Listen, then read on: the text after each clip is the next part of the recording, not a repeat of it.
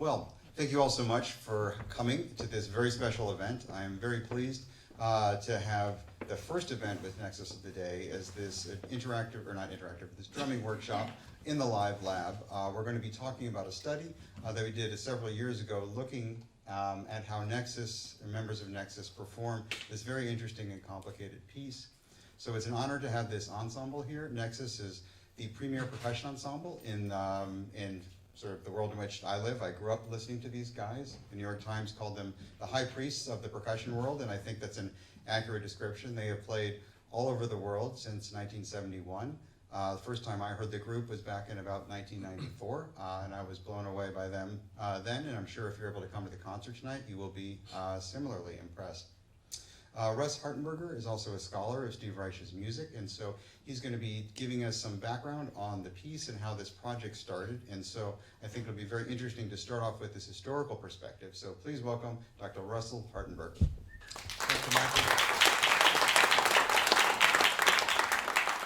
Michael. So Steve Reich is a composer living in New York City, and he was born in 1936.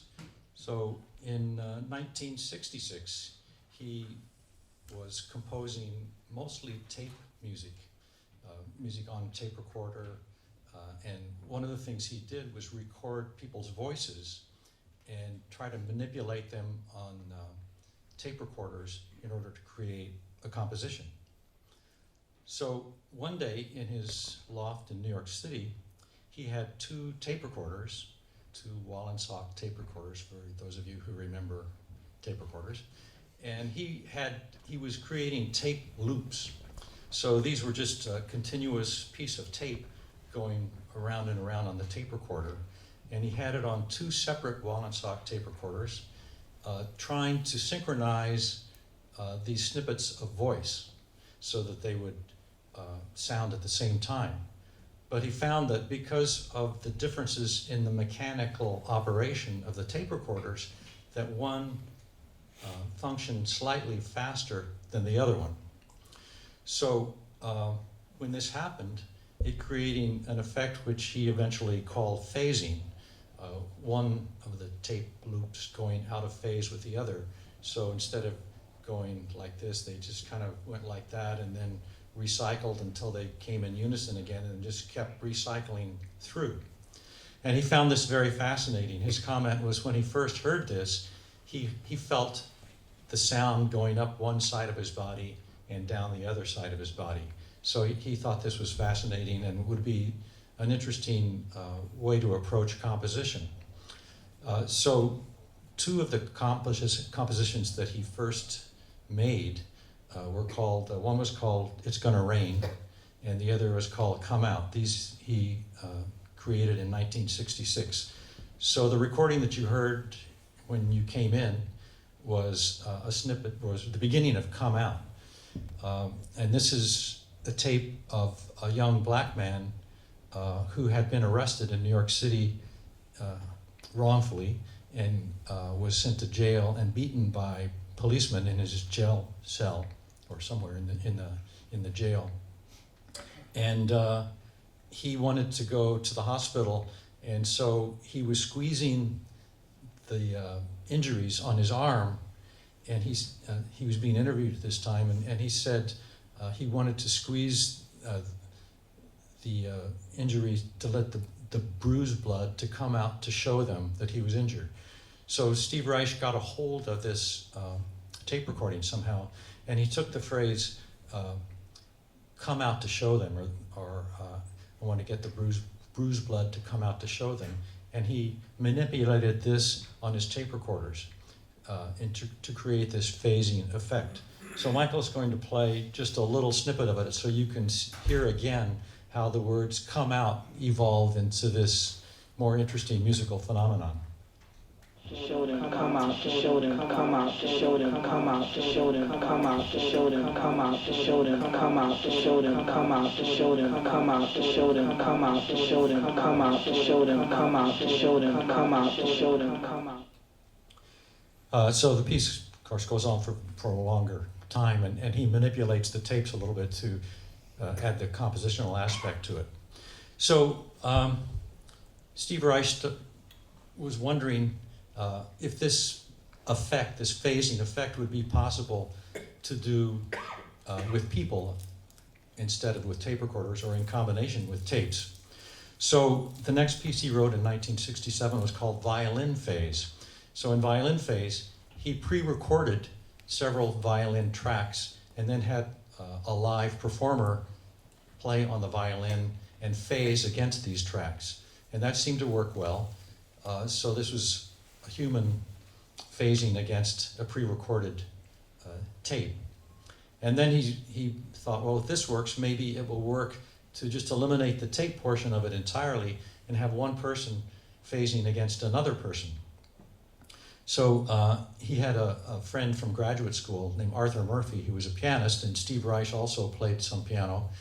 So he wrote a piece called Piano Phase, in which two pianists start playing the exact same pattern on the piano, and one phases by slightly increasing his speed until he reaches the next interlocking pattern and sits there for a while and then phases again through all the notes of this 12 unit pattern. And it took them a while to figure this out. I think they said they practiced on their own for a while and then they practiced together and they realized they could do this. And so Piano Phase became the first piece that Steve Reich wrote that was actually performed by people and could be performed live. For those of you who might be coming to our concert tonight in Wilson Hall, Bob Becker and I are going to play Piano Phase, but on two marimbas. Marimbas are percussion instruments that are played with mallets. And we found that this piece worked very well on marimba as well as piano, so it's probably played more now by percussionists, and we call it Marimba Phase. So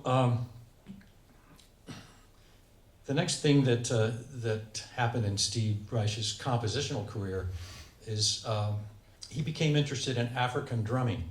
Now, Steve Reich himself was a bit of a trained percussionist. When he was a teenager, he had some friends who wanted to start a rock band, and he volunteered to be the drummer. So he took some lessons from a young percussionist in New York City at the time, whose name was Roland Koloff, who eventually became timpanist in the New York Philharmonic, but at that time he was just a young guy teaching teenage kids how to play drums. So Steve took some drum lessons from him, and for those percussionists who are in the audience, you might know of a book called Stick Control by George Lawrence Stone. It's a book that Steve Reich worked out of and found particularly fascinating. Basically, it's just patterns of eighth notes with different right, left-hand combinations. And he said when he was young, he found that fascinating, but didn't know why. But later on, this idea of pattern music became a very important part of his compositional process. But at any rate, because he was a percussionist of sorts, Reich was attracted to African music, which was just around that time in the late 60s, becoming more available on recordings in North America. He was introduced to a book on African music by a man named A.M. Jones, a scholar who studied music in East Africa and a little bit in West Africa. And Steve Reich was fascinated by the research he had done and decided he wanted to go to Ghana to hear this music and study it and try to get more information about what it was all about. So in the summer of 1970, Reich went to Ghana and he studied for several weeks there until he contracted malaria and had to come home. But it was a very important time of his life, and it had a big impact on him for certain reasons, although Reich talks about the fact that many of the ideas he had about composition came to him before he went to Ghana, and his trip to Ghana was actually confirmation of some of these ideas that he had prior to his visit to Ghana. So a number of years ago, I interviewed Steve Reich about some of the things his ideas about rhythm in particular. And one of the things I asked him was, what did your trip to Ghana, how did that influence you, or what was the importance of that? And we have a clip from that video of Steve's answer. And I guess the confirmation in Ghana was like two things. One, these ideas of phasing that I had before I went to piano-based high school, way before I went to Ghana, are not what we do, but they're real related to what we do. And you know, there's an old tradition of this kind of rhythmic counterpoint here, and of course later on in ballet. I mean, later on for me, discovering it in ballet too. And even more importantly, percussion and the music generated with percussion as the dominant voice, as opposed to the Western orchestra with strings as the dominant voice. There's a tradition for that. You know, you're not all by yourself. Go. You know, both in terms of the structure of the music, the counterpuntal structure of the music, and the instrumentation of the music. You know, this is a solid, well-trodden path, and there's path, and there's got to be a future. Okay, so this, Steve returned from Ghana in August of 1970. And that same year, I began graduate school at Wesleyan University studying world music. I studied gamelan, North Indian music, South Indian music, and West African drumming. And I got very interested in West African drumming and decided I wanted to go to Ghana and hear the music in its natural environment. But I had no idea how to do that. I hadn't met anybody who had been there before. And I happened to mention this to a fellow graduate student, a man named Richard Teitelbaum, who was also a composer and who was from New York City.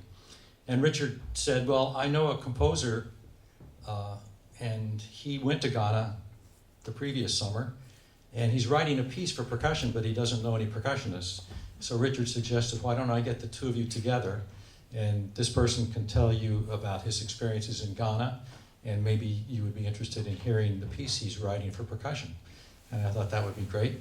So his friend turned out to be Steve Reich. So in early 1971, Steve Reich and I met in New York City, and he explained to me what his experience was like in Ghana, and about inoculations and where he stayed and all that sort of thing. Because at that time, it was not too many people went to Ghana to study drumming. Now there are a lot of educational programs where you can do that, but at that time you had to sort of go on your own. So he explained that to me, and then he said he was writing this piece, and he invited me to come to a rehearsal in his New York City loft to hear what it was about. And he warned me that the players who were playing this piece were not percussionists. He didn't know any percussionists. I mean, he himself had some training as a percussionist, but his friends at that time were artists and other composers and people in the new music scene, but not any percussionists. So I went to his loft, and first time I actually heard any phasing is at this first rehearsal. So I think we have that video. So the video we're going to show you now is basically a week or so before I actually started playing with the group. It's the group of musicians that I saw when I first went to Steve's loft practicing drumming. Now, this is a video that was made by a German TV company who happened to be in town and had heard about this piece that Steve was writing and wanted to document it in some way. So you'll see some audience members sitting around watching this early rehearsal of Steve Reich's drumming, the first part of drumming.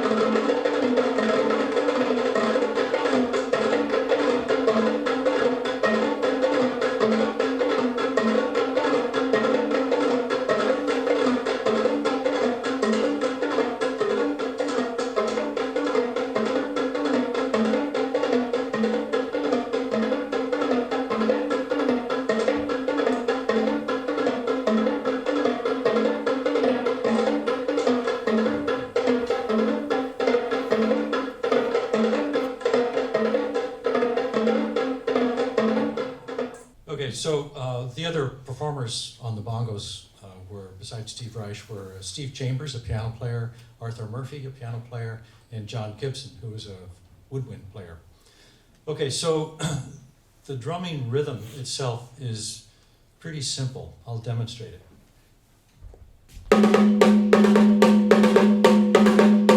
Or over several drums.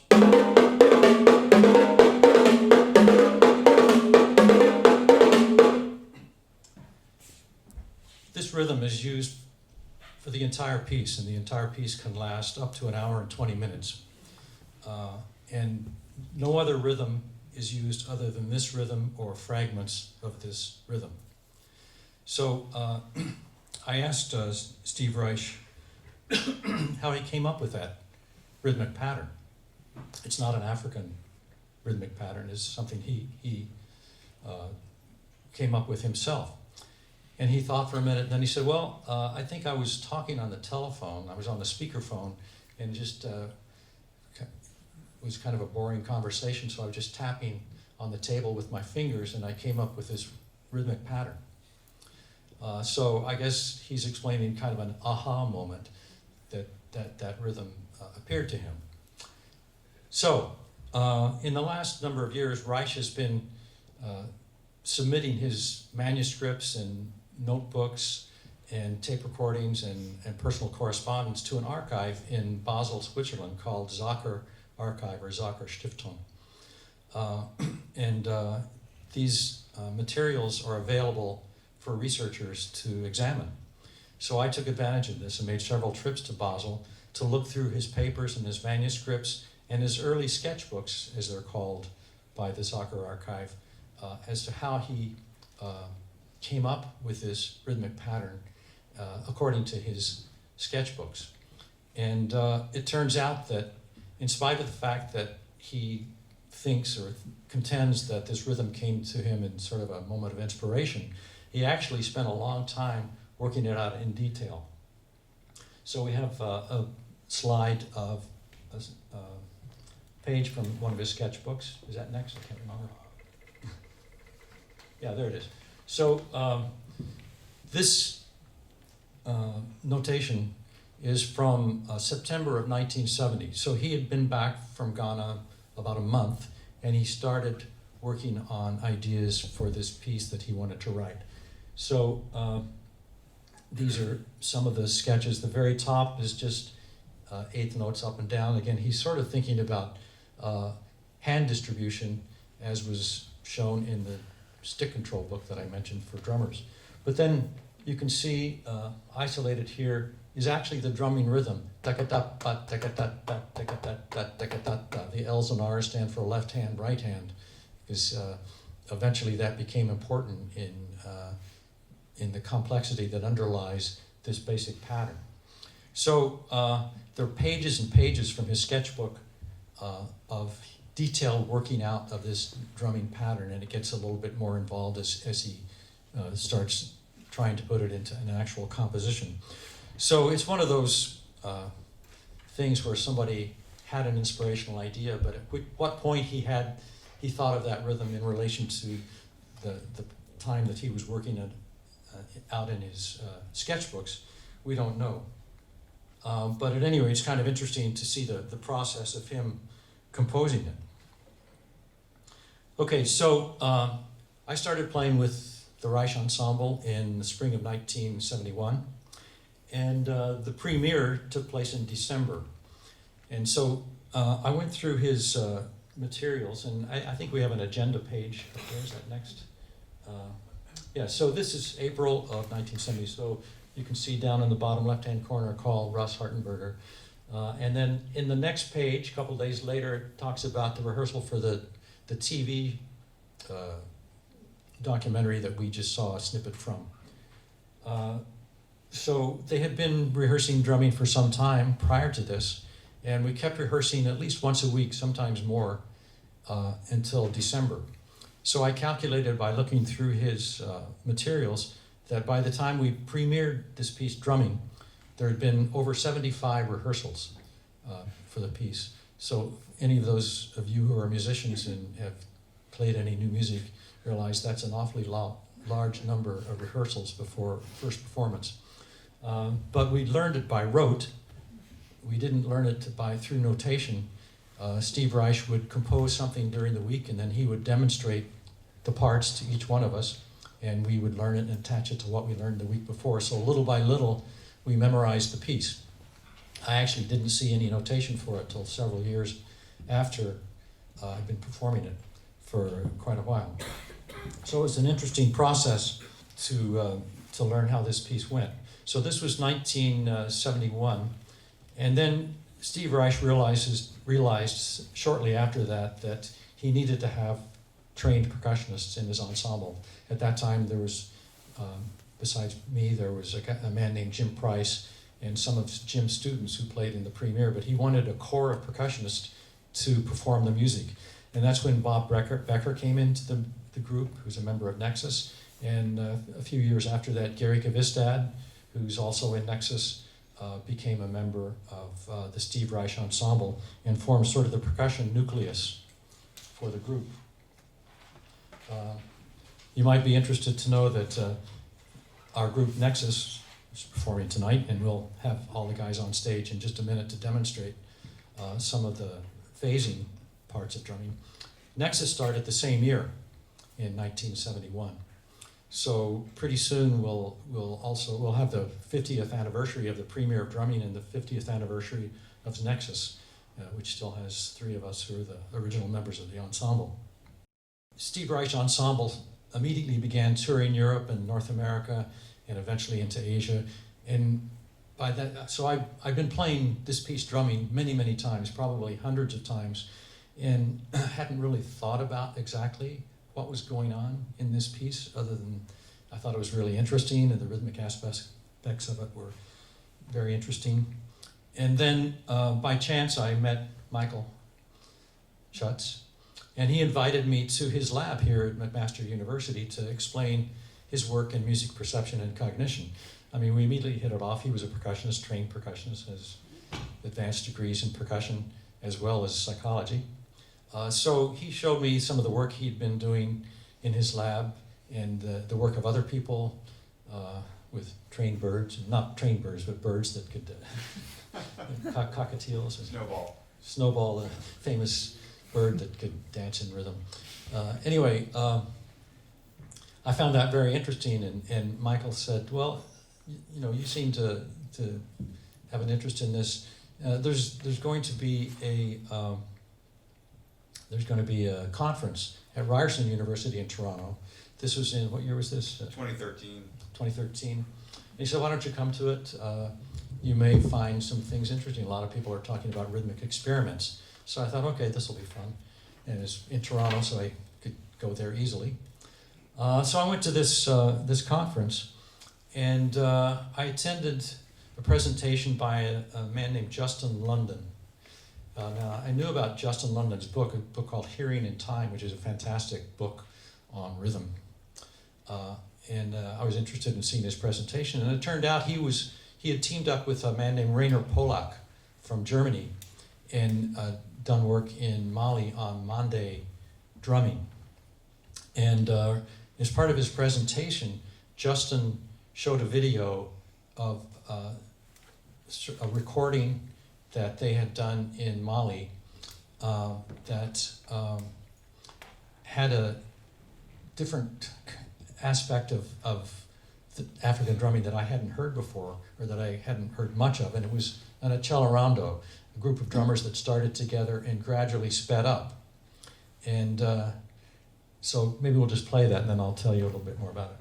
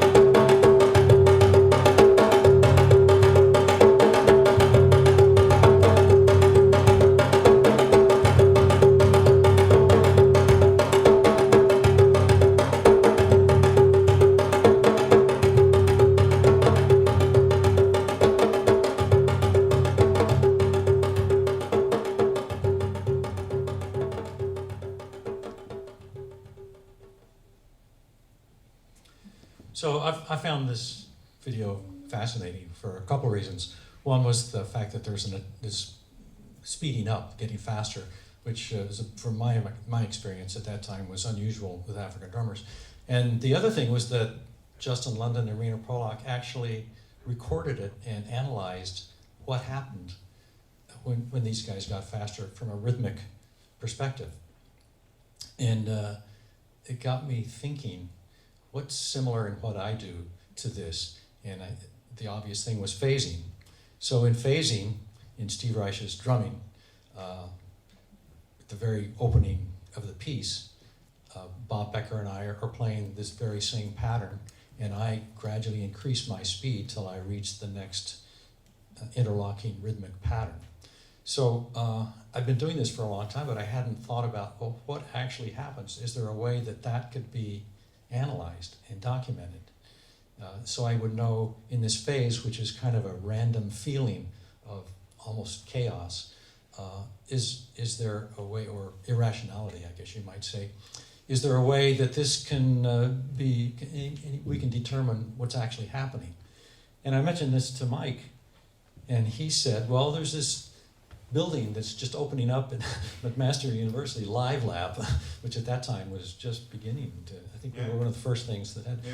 So he said, maybe we can arrange for Bob and me to come here and record it and analyze it. And so that's what we did. And Michael's going to talk a little bit about that whole process now. So yeah, this has been a fascinating project for me, and I think we actually first got in touch when a couple years ago we were doing some rhythm experiments and we needed to test a bunch of percussionists, and we set up at University of Toronto and tested the whole percussion studio. And I wasn't there on the day of the testing, but my students came back with a sheet of participants, and I noticed there's this Hartenburger as one of the participants in our study. And I remember saying to one of the students, I'm like, that's interesting, because there's a very well-known percussionist that has the same name. What a coincidence. And it turned out, I don't know how you heard about the experiment, but you wandered in, and thank you for contributing to our data collection efforts. And so that's how we got in touch about this. And so, yeah, one day after this conference, Russ mentioned that he's working on this book on Steve Reich, and it would be interesting to look at the anatomy of what actually happens when they're doing the phasing. So I remember you asked me, like, can I get this, I think, from a recording? And I'm saying, I don't think we could pull it out from the recording. I was like, well, how can we do that? So we had a good brainstorming session, and I remember we sat down at PASIC, the Percussive Art Society International Convention, a couple of years ago, and I said, well, I think what we need to do is put a bunch of triggers in the drums and have a certain special setup, and I don't really know about some of the trigger building, like, do you know anyone who could help with that part? And he said, well, we could ask Ray Dillard, who, if you're in the percussion world, you know Ray is sort of the godfather of recording percussion, and so I decided, yes, that would be an adequate help there. So I thought, this is really cool. We can actually figure out what's going on here. And I think it's particularly interesting because Reich was fascinated, still is, by rhythm, and a lot of his early pieces are exploring what happens when we take these simple, or these rhythms, and vary them in very small but systematic ways. So we heard a little bit of Come Out before, where we heard this discrete phasing, this continuous phasing, and you'll hear some of that tonight in marimba phase, which is building on the piano phase that he was talking about before. They're also going to play music for pieces of wood. We're going to talk about drumming, and we're going to hear an excerpt from clapping music, which I think is probably, if you've heard of one piece of Steve Reich's music, it's probably this one. So this has actually had quite a big impact even on the broader musical culture, and Imagine Dragons even used this in the part of their music video for a piece a few years ago. And it features this fascinating rhythm here that's varied in a number of ways throughout the piece. Now the rhythm itself comes from an African bell pattern, and so I think we're going to hear a demonstration of that now and understand sort of the history of where this came from, and then talk about what Reich has done with it. Okay, so as I mentioned, Reich spent some time in Ghana and studied Ghanaian West African drumming ensemble music. And the way that music is structured, a lot of it anyway, there's a bell, an iron bell, this one called a gankogi, and it plays ostinato, a steady pattern, and then all the other drum parts function in and around that pattern. And it's a very interesting pattern. I'll play it for you for a second.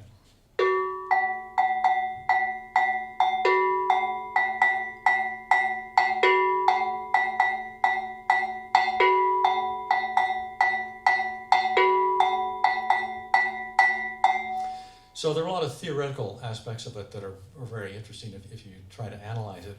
But one of the interesting things that's pretty easy to sense is the ambiguity of it. And you can get a sense of that if you think of or try playing a steady pulse, a steady beat against it. So I'll demonstrate that in different ways that sort of change your perception of how the pattern sounds when you hear it against a steady pulse. So here is a steady pulse of 3.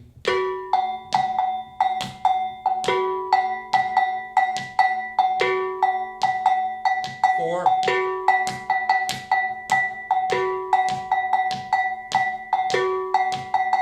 6.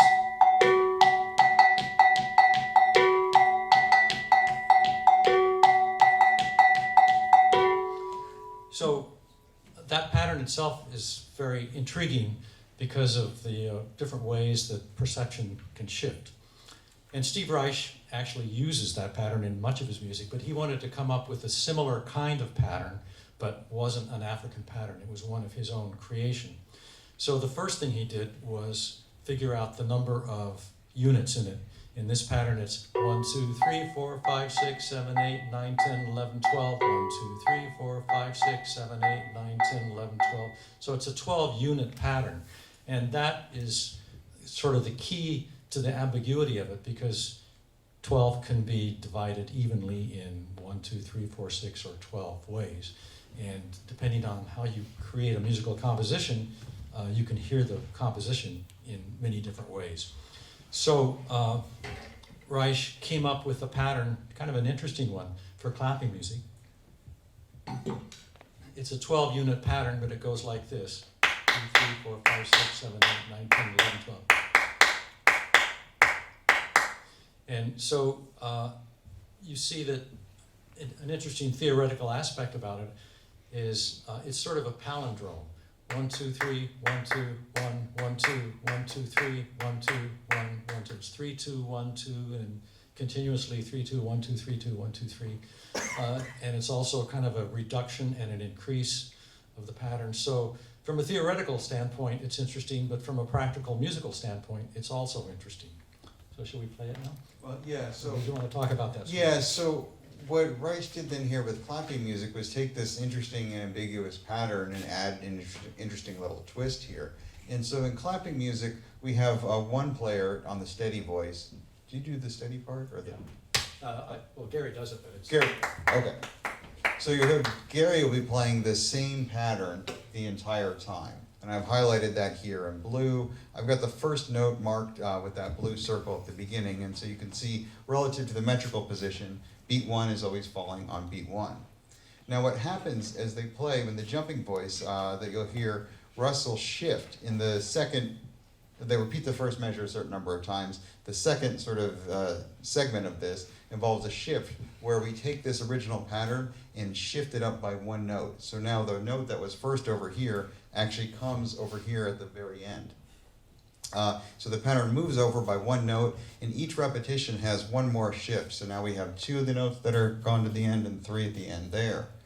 So the piece has these 12 beats in the pattern, and so over the course of the whole piece, it shifts around till at the end, they're back in unison in the 13th measure. So you can see this beat has moved all the way across, and now they're lined up playing the same rhythm again. So one of the things I find so fascinating about this is that we're talking about the same bass rhythm, but each rhythm, when the polyrhythms come together, each becomes a very different rhythmic section. So here we have a performance of clapping music.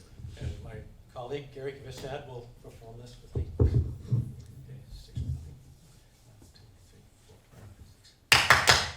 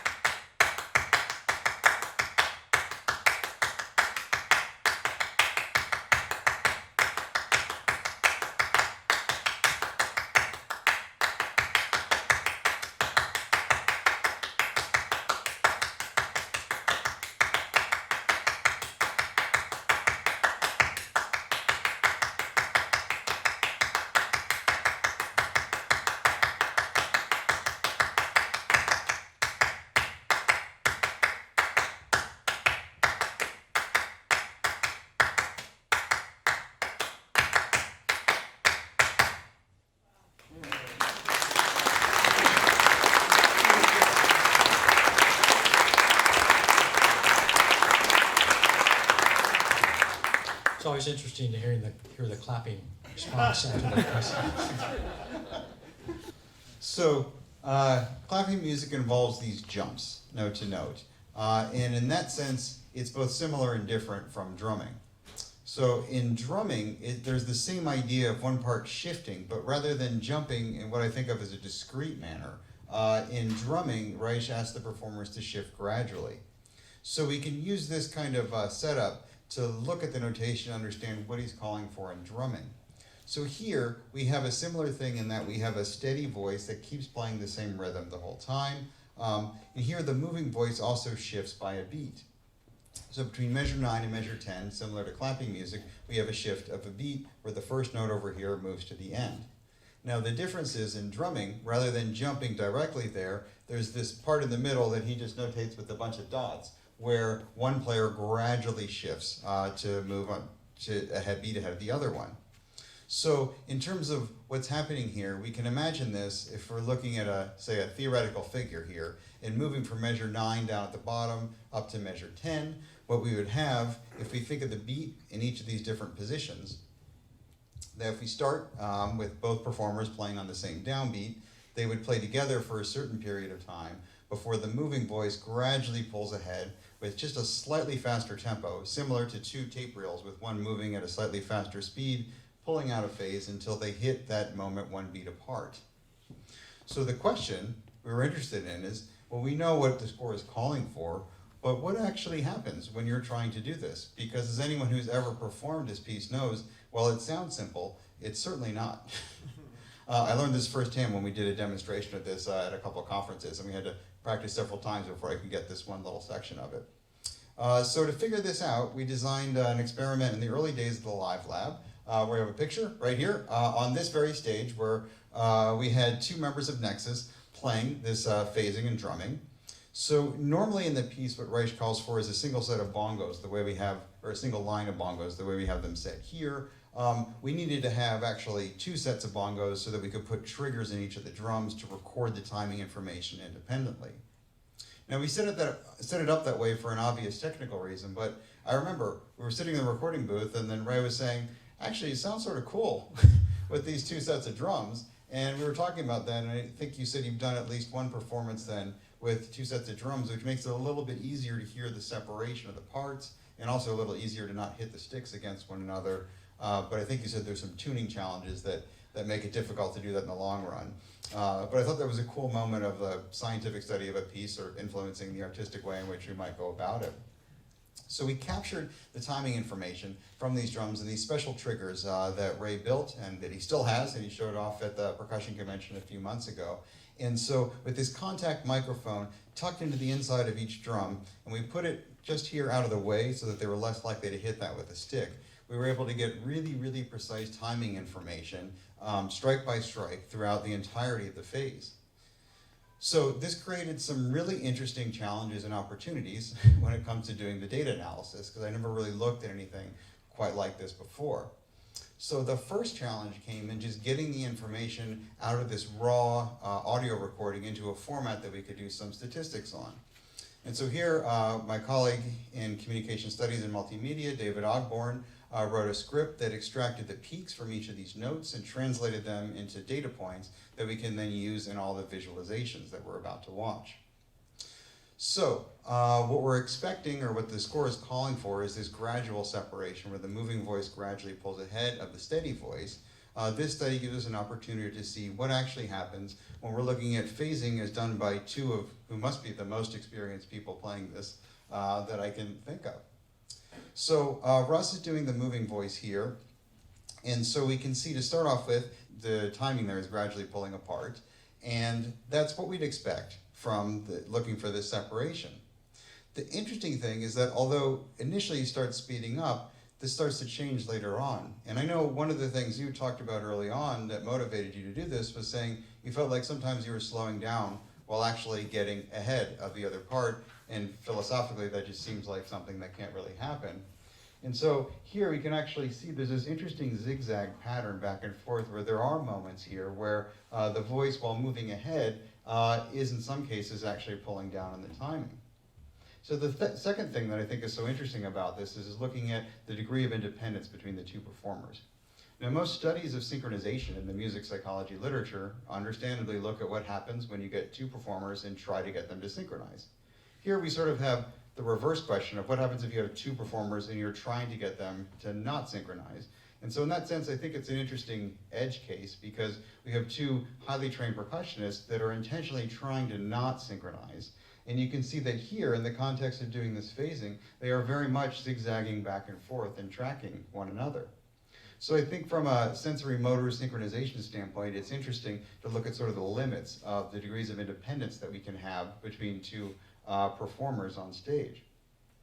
So what we've seen here is now sort of looking at the phrase, the whole measure itself, and we published, Russ published this in a chapter of his book called The Anatomy of a Phase, and he has the books here on display, should anyone be interested in checking them out later on.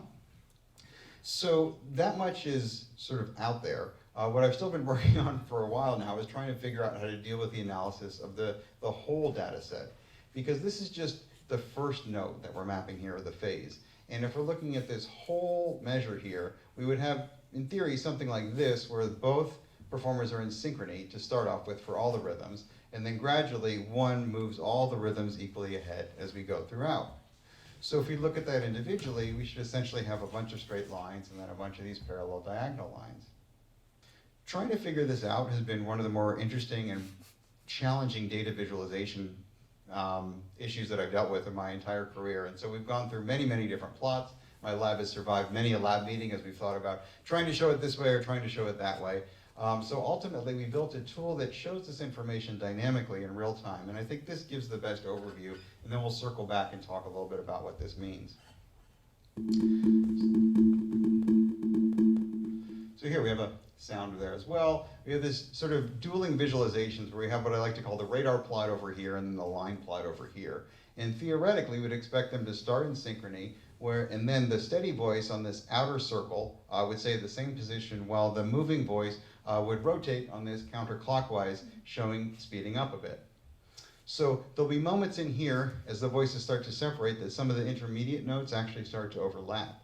And so when those overlaps occur, you can see this over here because we've darkened in the circles at the moments where the notes hit in synchrony. And so halfway through, there's this very helpful moment that I think of as like this anchor in the middle of a storm where the parts line up together before you move apart again, and that comes when the eighth notes, the half beats are lining up. And so in theory, over the entire time that they're phasing, the steady voice should stay the same, while what's happening with the inner voice is that the rhythms are staying with the same structure, but gradually moving so it ends up one beat apart. So what we actually found is far more fascinating. So when we did this in our observed performance, Russ started first, and then Bob came in after a couple cycles of that. And you can see they started together with all the rhythms before they both started moving forward. Now, what we can see from looking at this full data set is there's actually moments sort of in the middle here where the rhythm starts to perturb a bit, and sometimes notes start to line up that you wouldn't necessarily expect to be lining up based on just sort of a theoretical observation of the score.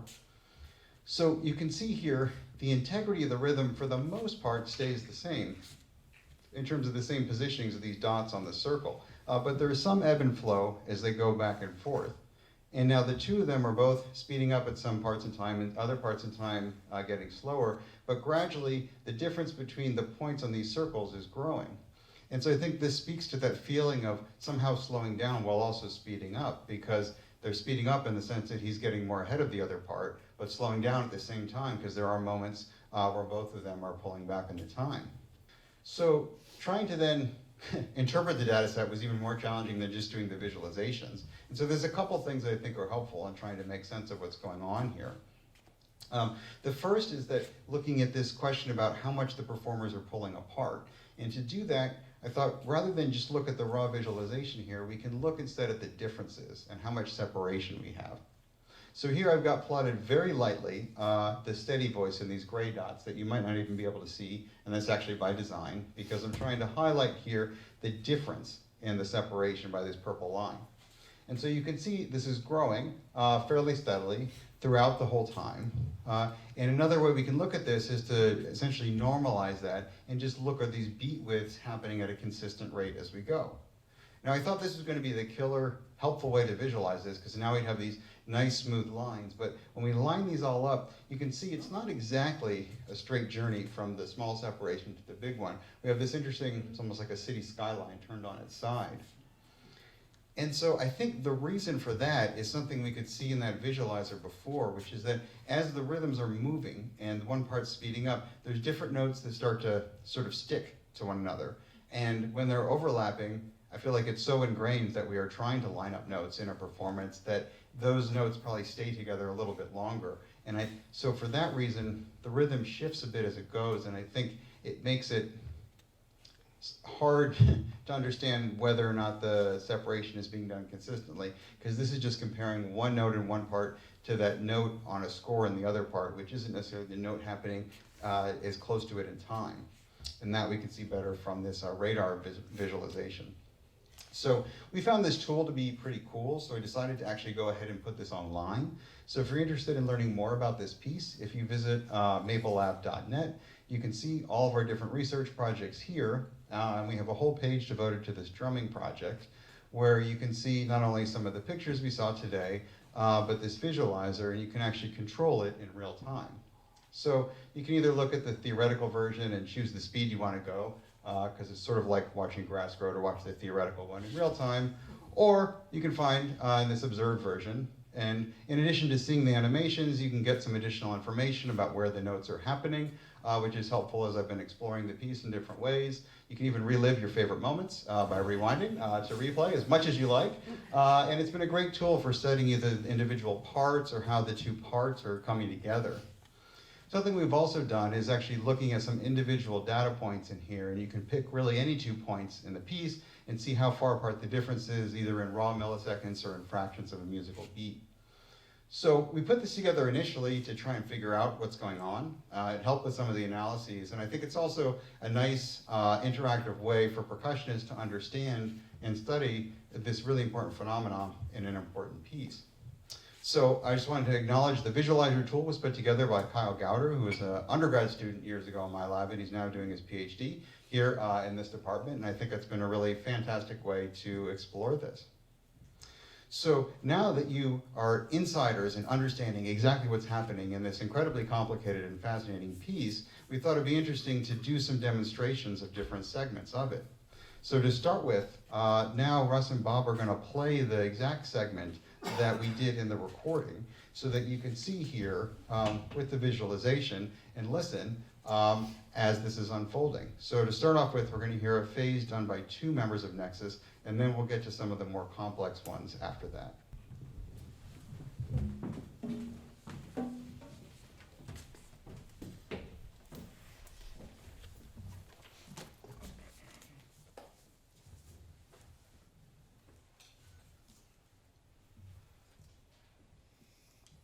I love that my part is called the steady part, but you put the steady in quotes.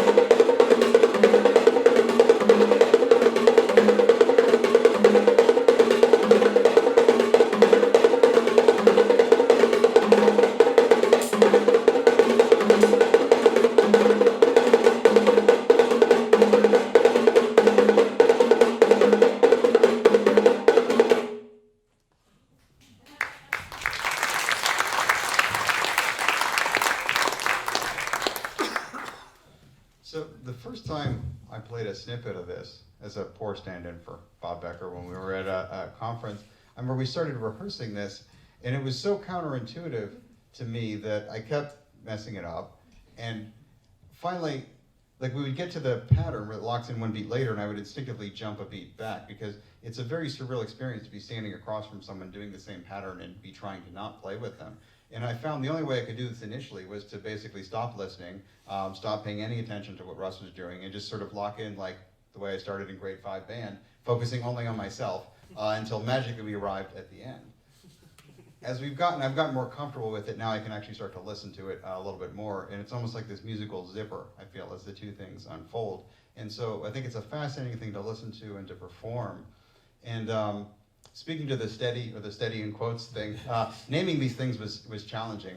But I remember years ago I played this or talked about this at a conference, and someone asked if we got better trained performers, could they do the phasing a little more steadily? And so I laughed for a couple minutes, and then I realized that was actually a question, and so I explained, even if we got rid of ethical considerations, I don't think you could actually train someone if they spent 5 hours a day doing this. I don't know how many years it would take them to have as much experience as you guys in doing this. And so I think it speaks to a fundamental limit to what we're able to do in terms of the synchronization. Yeah, so when I first started thinking a little bit more deeply about what I do when I phase, I realized that I kind of have two modes of thought. I have what I call interlocking mode, excuse me, and phasing mode. So when I'm in interlocking mode, I try to play right with Bob. Excuse me.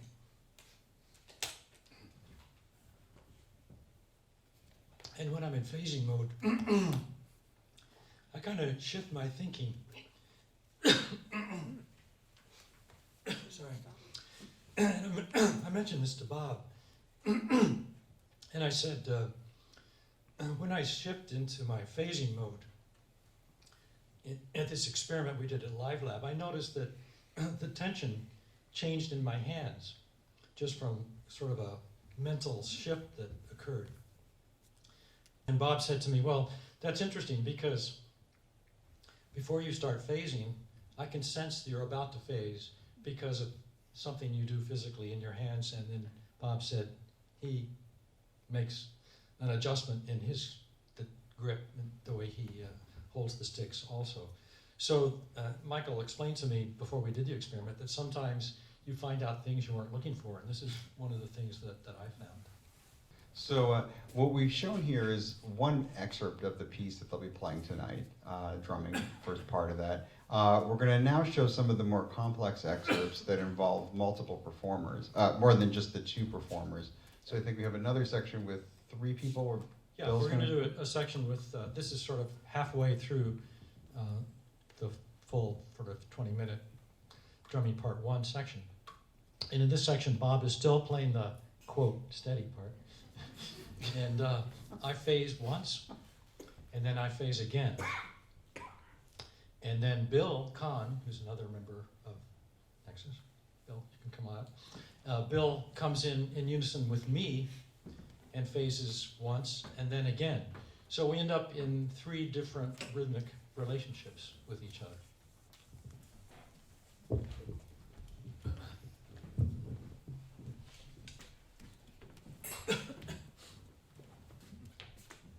I might mention that one thing that occurred to me about this issue of synchronicity and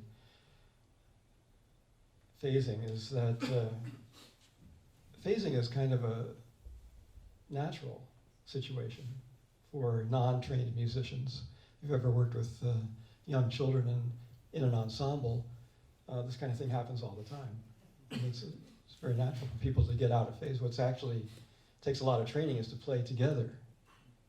And part of our training in music is learning how to do that, and it becomes the default thing. And if we don't hear togetherness when we're playing, we feel uncomfortable or it's incorrect. So in a way, this is getting back to an earlier stage of life, to be steady.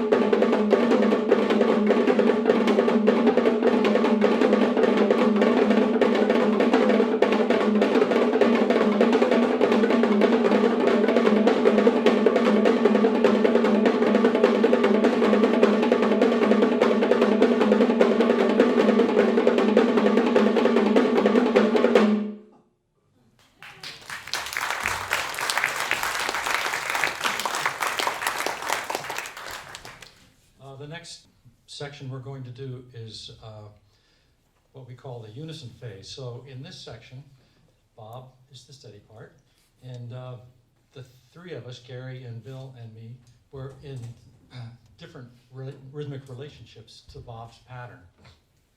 This is kind of, again, sort of the end of the first section of the piece. And of course, being a composer, Steve has manipulated phasing and different aspects of the piece. And in this one instance, since it's sort of the end of the first section of the piece, he decided to put in a unison phase. So rather than one person phasing against another or one person phasing against two steady patterns, in this case, three of us phase at the same time into unison with Bob. So this is Mike's next challenge in trying to make some kind of analytical sense out of this. It will be done by around 2040, I guarantee it. Russell failed to mention the technical term for a group of drummers that speed up slightly. It's called a group of drummers.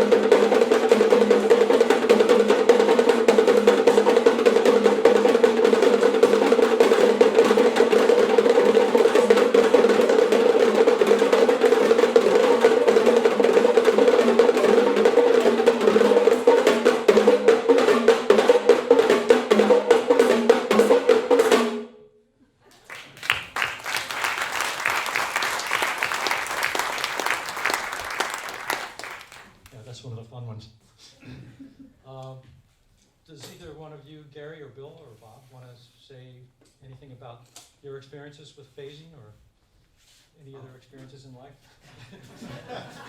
Well, the interesting thing for me in this piece has been the relationship between the individual and what I'll call the community, which is really the ensemble. And it's always a give and take situation involving simplicity and complexity. Each individual's part is simple. We in the audience, without being musicians or percussionists, can learn the rhythm. Everybody raise your left hand. Okay, when I do this with fourth graders, I have to say, and no, the other left hand. All right, so we're going to start with our left hand, and just do it on your lap.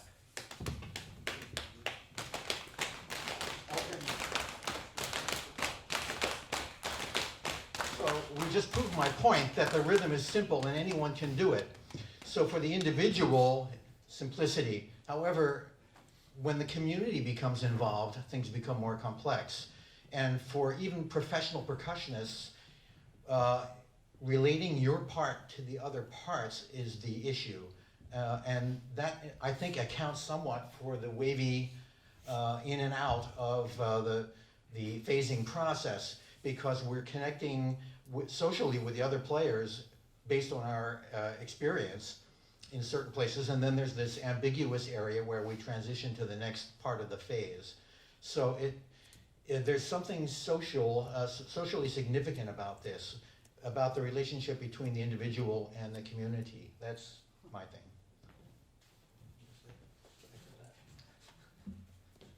It's difficult to practice phasing by yourself. If you don't have a partner, what I've used since I live in the middle of the Catskill Mountains is a thing called a loop station. A lot of guitar players use it. It's a foot pedal device that records. You could stop and start it and then tell it to repeat itself, sort of like tape loops, but electronic loops. And I did each one of these sections when I first learned this piece, and I practiced phasing that way against a real steady partner. It really helped a lot. And then when you got together with somebody, I think that this is the human element. Steve's music is often criticized by people that don't really get it, that it's mechanical. But as we just pointed out, it's not mechanical. There's ebb and flow, there's tension, there's a lot of musical elements that go into it that make it more than just a tape recorder playing back. So that's important. One other quick thing is, I think every musician has a different rhythmic feel, and all music and different styles have different musical feels. There's some players that are always on top of the beat. There's some people that are way behind it, and that's their style. I've realized when I was doing phasing early on that it takes you through that whole gamut, all the way to the totally offbeat player, but it does allow you to relax into different parts of the phase, which is amazing. And Russell is a master at that. When I first heard him play this, I couldn't believe that he could hold on to any one of those moments probably forever. And that's very cool. And it also makes you hear it in many different ways. Really relaxed or really tense. So I found that really fascinating and a learning experience for me when I was learning to phase. And I didn't get phased. So we find phasing a really fascinating technique and process. And one might think that Steve Reich continued to use phasing throughout his career. He's now 83 or I think years old, still composing lots of pieces. He just had a premiere by the Los Angeles Philharmonic and the New York Philharmonic. But as I mentioned, his first phasing piece was 1966, and drumming was his last phasing piece, and that was 1971. So he only used this technique for 5 years. Now, one might wonder why. I think from his standpoint, it was a technique that was useful at a certain point in his compositional career. But he didn't want it to be, he didn't want to be known as a one-trick pony or a composer who could only do one thing and write pieces with one process or one technique. But he came to this conclusion in a very practical way, and that was by composing this piece, Clapping Music, that Garry and I just played a few minutes ago. The story of Clapping Music, or how it came about, was that we were on tour in Brussels, Belgium in early 1971. And back in those days, all the musicians were responsible for carrying all the instruments. There were marimbas and glockenspiels and drums and recording equipment.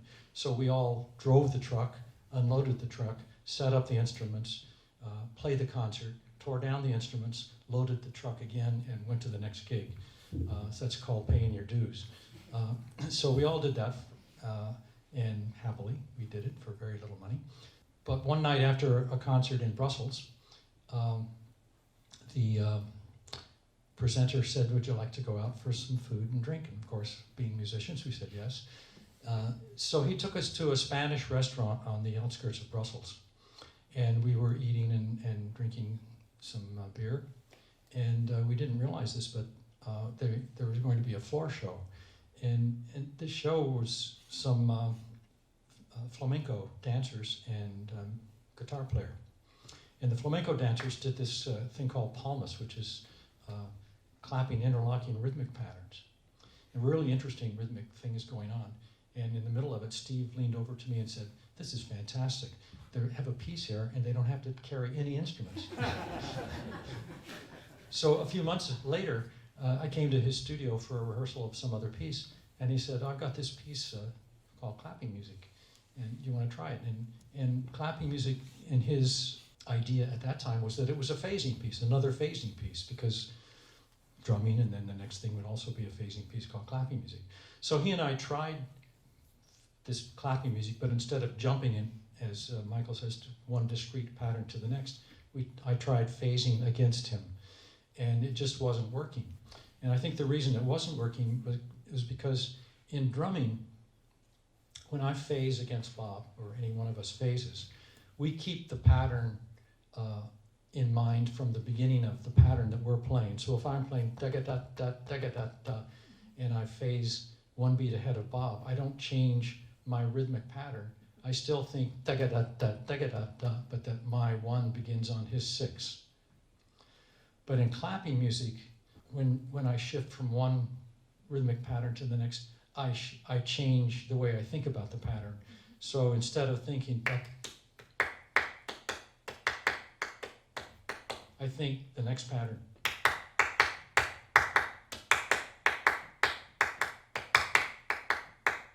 And the next pattern. So my sense of one, or my sense of the pattern, is different. And it's very difficult to make that change. A friend of mine calls it a gestalt flip, when your mind flips into another way of thinking about a pattern.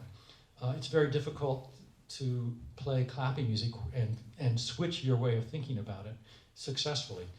With the experience Steve and I had with that piece, he decided there are more ways to compose music than by using phasing, and that was the last that he ever used, that phasing process. Fascinating. Well, I think in the interest of time, that's probably a good amount of material there, but we were interested to hear questions, because I know in the past you've done a couple presentations and had some really fascinating discussions. So if anyone has any questions now for Nexus, just raise your hand. I was just thinking that you could program something to play it exactly in time and then compare that to people playing it. And I wonder how much of a difference you would notice. Well, you can answer that. Do you know what I'm... Yeah, I mean, you could simply, well, basically we have that, and there's a sound option for that there. It seems probably a lot less interesting if you have a computer perform it exactly right. Because if you look at the timings and actual performances of like non-phasing pieces, like a Chopin piano prelude, the timings are never metronomically exact, or exactly what you get if you type a piece of music into Finale or Sibelius and listen to it. So I suspect you could do that, and it would be more, I guess, accurate, you could say, but probably less interesting. I agree. I'm Yeah. not saying that that should be the way it's performed. I'm just curious to know, I think probably it would sound better with humans playing it, because there'd be more little eccentricities and so on that would make it more interesting. I can make one comment about that, is that you actually heard that at the beginning of this session when you listened to the tape piece come out. That's exactly what's happening. There's two machines carrying out this process That's exactly, perfectly. Yeah, and then they were just... And it's beautiful because the material is interesting. I can also add that this human aspect is really important. Back in the days when there was a lot of commercial recording and film recording being done in Toronto, some of us played on those sessions, and quite often I was called into a session to play a shaker, and I think Ray has this experience too. So everything else was pre-recorded, or it might have been all electronic music, but they wanted to actually have a human being playing one rhythm against all this pre-recorded stuff to what they would call humanize the track, to make it feel more natural. Yeah. Quick question. How exactly do you think about phasing? Is it something that like you have to think like slowly but surely, or does it just come with doing it over and over again? Well, I can speak for the most part, about the person who actually does the phasing. Bob would probably have a different answer to the person who plays the non-phasing part. Well, as I mentioned, I have to think, I have to switch my mind about that. But when I actually start the phasing, the more experienced I got at it, I could recognize sort of signposts or stopping places. I could recognize, first of all, halfway through, and I could linger there if I wanted to. And then the more experience, I could also recognize the 1/4 way and the 3/4 way.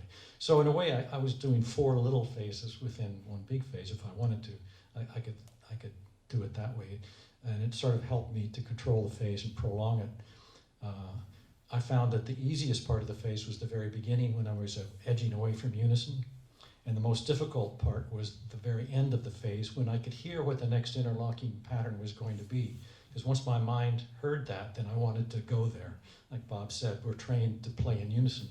So my musical instinct was then to lock in. So those are just some of the things that go through my mind. I think one answer would be more listening, less thinking. As with Steve's music, if you think too much, you could really get messed up big time. And you can overthink things. You kind of have to just go with the flow. So if you start getting too tied up in what's going on rather than what you hear that's going on. So what Russell was just saying, that there's different sounds of the phase from the beginning to the next time, and you can start hearing that, and that's, I think, pretty major. And it changed the way I play by being able to do that in so many ways, to be able to hold on to any part of a phase. That's really a fun thing to do too.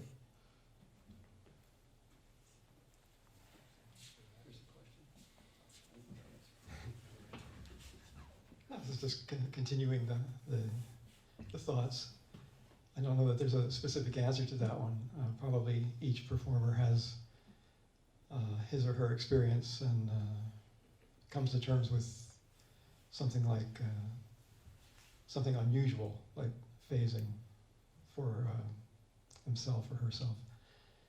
I think all of us here have come at phasing from both positions, the steady and the phaser and the phasee. So I've done both a lot. It's a cooperation, in my opinion. So it's not really that one person is holding on for dear life, trying not to move the time at all, and the other person is totally in charge of what's happening and how long you remain in a sort of irrational area, and then you come to these, at least perceptible to us percussionists, as Russ mentioned, the quarter, half, 3/4 positions, which basically is being able to perceive 16th notes, 32nd notes, and 64th notes at a pretty rapid clip. Drummers get used to doing that, so we can hear that when those positions happen. It's very rapid, but it's perceptible. When you reach certain tempi and speeds of pulses of a given pitch, a drum stroke, you reach a certain point where the number of strikes per second is getting close to being a tone in our perception.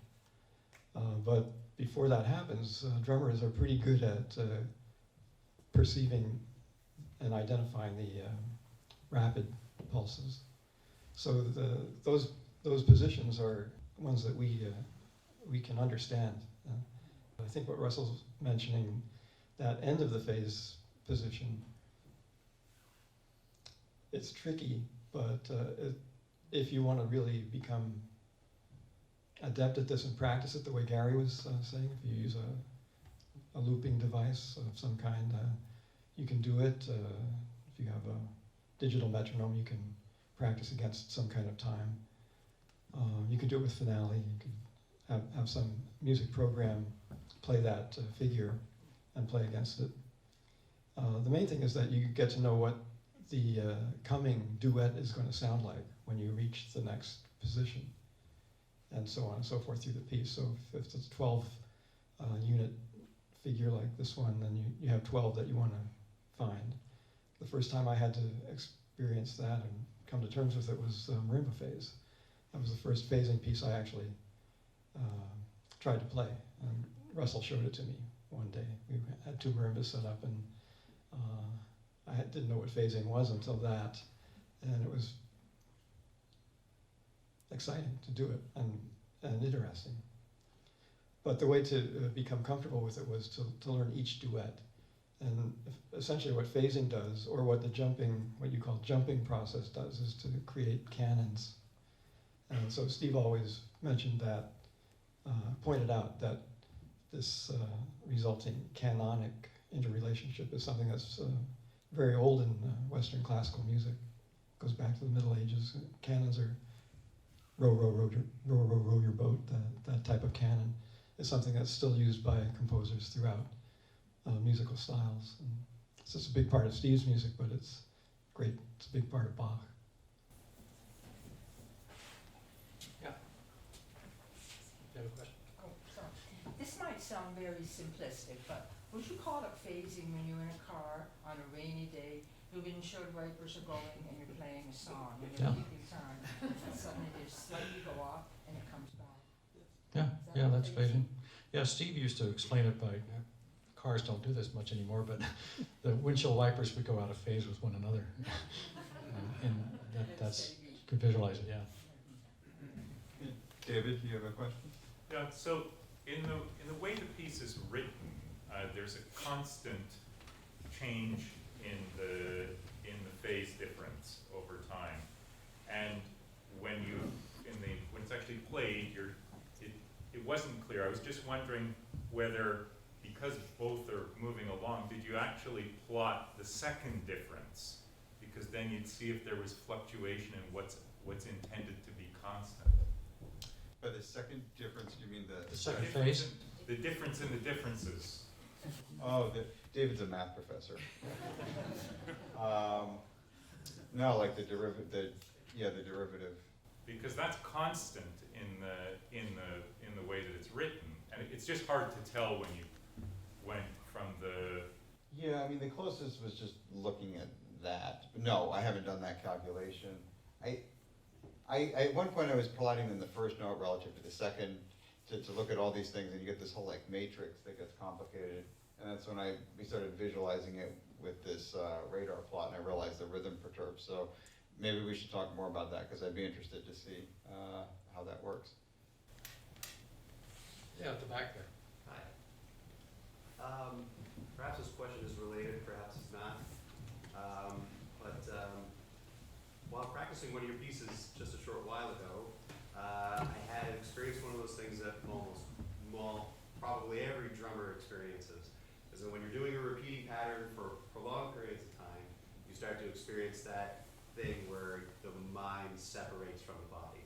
I'm sure everybody knows that one. That's why you're wearing a NASA shirt? But you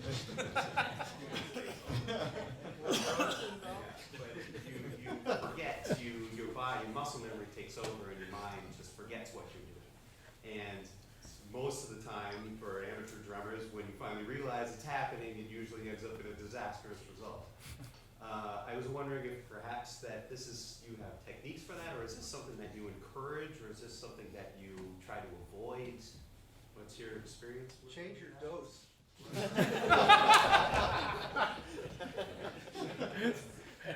Well, I don't know. Everybody probably has a different answer. One of the things that helped me, well, in music in general, but in this kind of music, is African drumming. So I encountered them around the same time, and much of the experience of learning African drumming was similar to the experience of learning Steve Reich's drumming. And Garry talked a little bit about this, just being aware of certain things. And like Michael said, when he was first learning it, he focused on what he was doing before he was able to expand his listening. So I did the same thing with African drumming. I learned my part, and little by little, my awareness expanded and was able to hear other things. And at that point, I wasn't so aware of what I was doing, but how my part fit into everything else. And that's a similar kind of thing. So my experience with non-Western music, and specifically African drumming, really helped me, and other people have. Well, one other thing that is very important is to relax and to breathe correctly, but that goes for everything in life, right? I wanted to mention one other thing about phasing, and something I found most difficult with phasing is right before you land on the next beat, you start hearing the next thing, and it sucks you into it. So you have to kind of pull back and then hold tight and then slip in slowly, because otherwise you just zip right into it and the phase is very short. So that's another technique.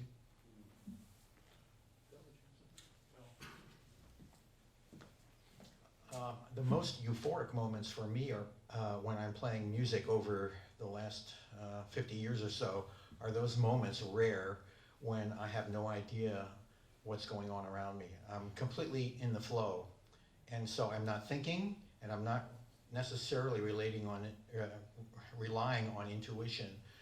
It's just happening. And I think this is what most musicians strive for, those moments when this music is just going and you don't feel like you're making it happen, but you know that you're a part of it and you're not aware of what you're doing physically in front of you. I don't know if you guys have had that experience. I'm sure you have.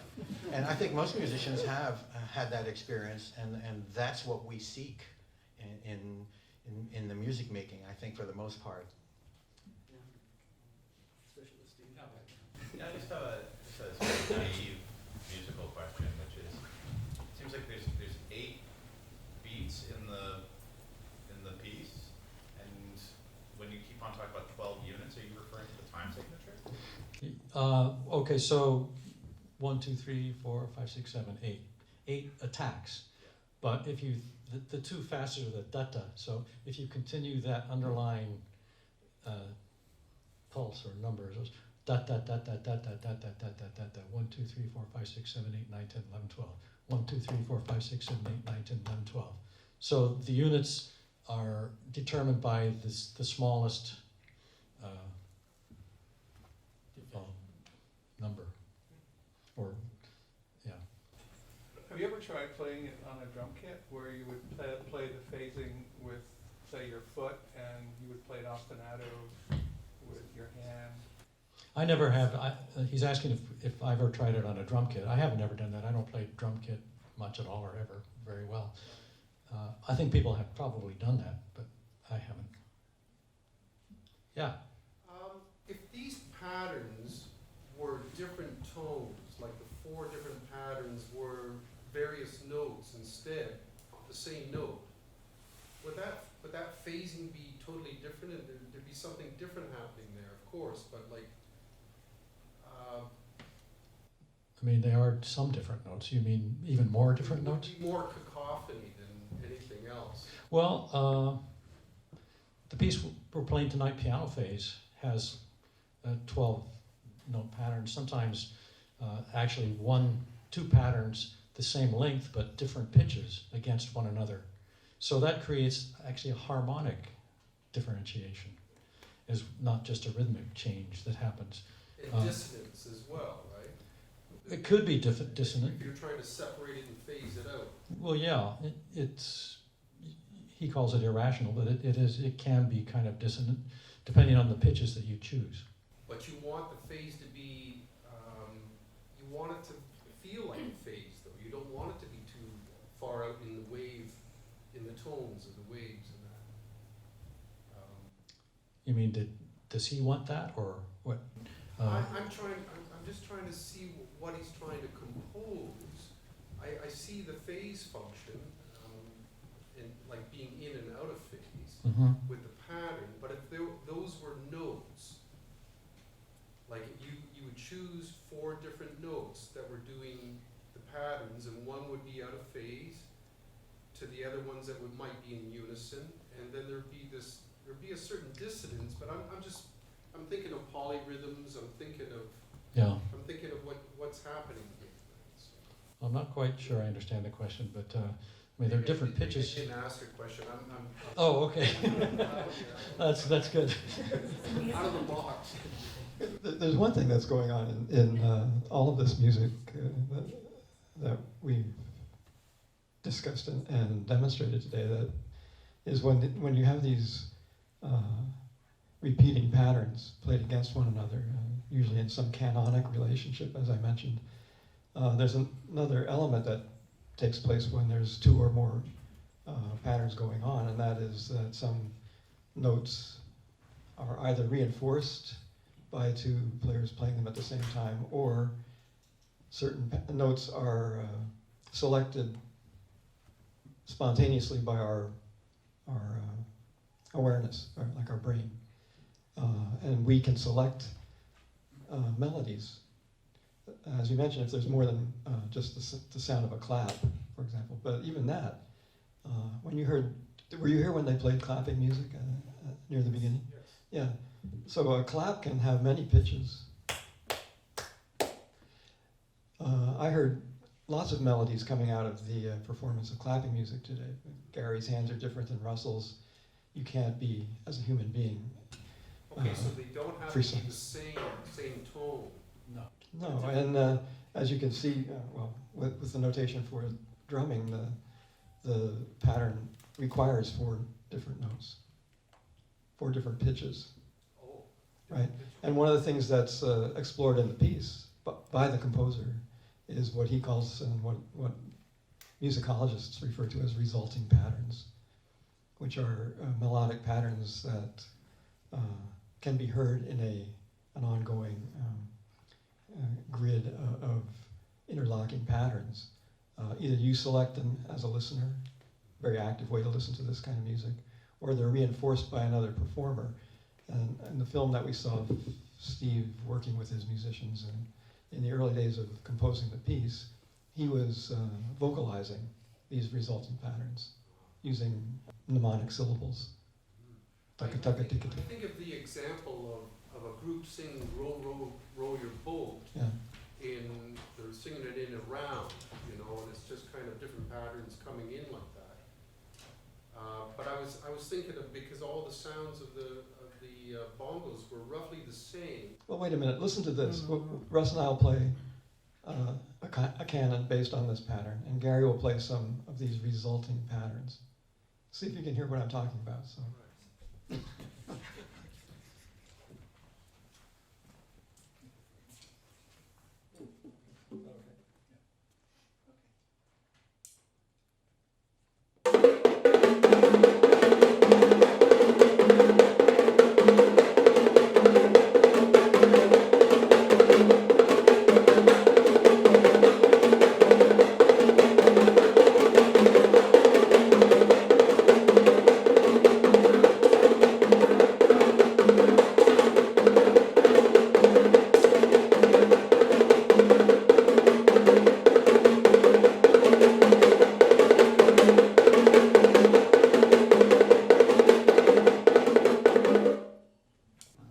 The figures that Garry was playing, Russ and I are playing, but not one or the other of us. We have to play together to have them appear.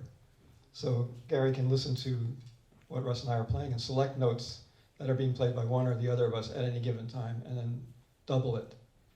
But he can't add something that's not there, according to the rules of this process.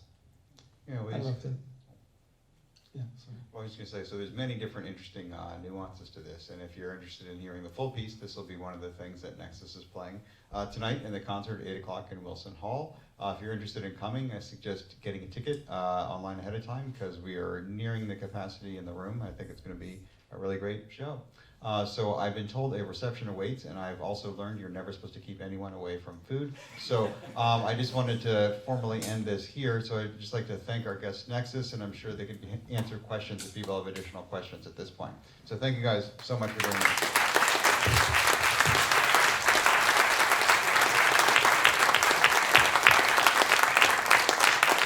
Just remember there are 3 types of people in this world, those who can count and those who can't count.